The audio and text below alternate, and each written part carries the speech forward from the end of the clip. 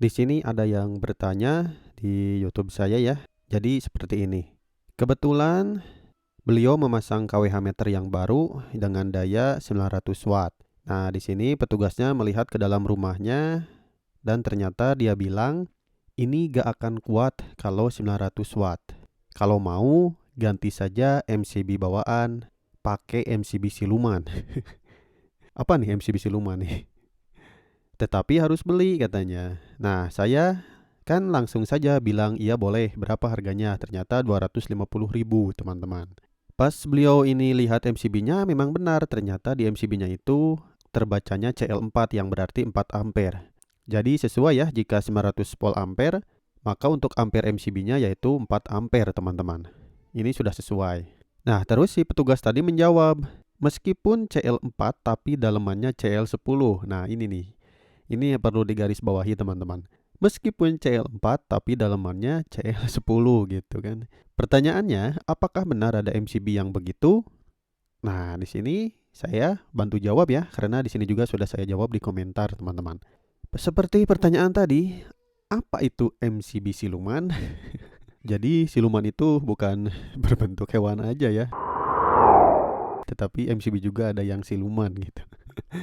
Nah, seperti dari pertanyaan beliau tadi, saya akan jawab teman-teman. Jadi intinya MCB ini adalah MCB modifikasi teman-teman. Yang di dalamnya dimodifikasi sama si petugas ini supaya kuat untuk menahan beban sampai CL10.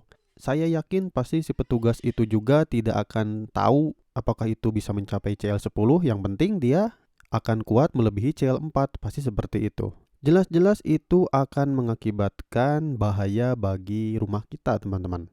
Walaupun nanti untuk daya di rumah kita akan kuat teman-teman. Entah kenapa masih ada oknum seperti ini ya. Sepertinya perlu diberantas. Karena ini disebut MCB siluman, berarti tadi sudah saya jelaskan juga ini adalah MCB modifikasi teman-teman. Nah, di sini saya akan jelaskan akibatnya apa sih jika kita mengubah MCB kWh meter tersebut. Yang pertama yaitu bahaya kebakaran teman-teman. Kenapa bisa bahaya kebakaran?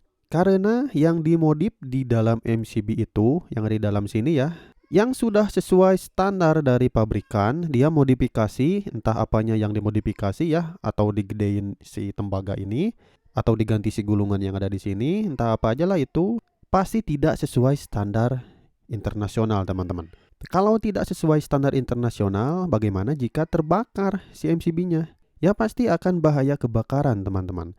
Jadi saya harap tidak memakai MCB yang seperti ini ya, supaya rumah teman-teman tetap aman gitu. Yang kedua yaitu tagihan tinggi atau token cepat habis teman-teman. Nah, kenapa sih tagihannya bisa tinggi atau tokennya cepat habis? Ini yang sering terjadi teman-teman. Masyarakat itu biasanya sering mengkomplain kepada PLN ya. Kenapa sih tagihannya tinggi? Kenapa sih tokennya cepat habis sedangkan dayanya hanya 450 volt ampere atau dayanya sekitar 900 volt ampere tetapi tagihannya sangat tinggi? Nah, bisa jadi sebabkan karena MCB modifikasi ini. Karena yang harusnya standarnya hanya 900 volt ampere tetapi faktanya bisa melebihi MCB yang CL4 tadi atau bisa memakai sampai CL6 lah kalau di rumahnya 900 volt ampere.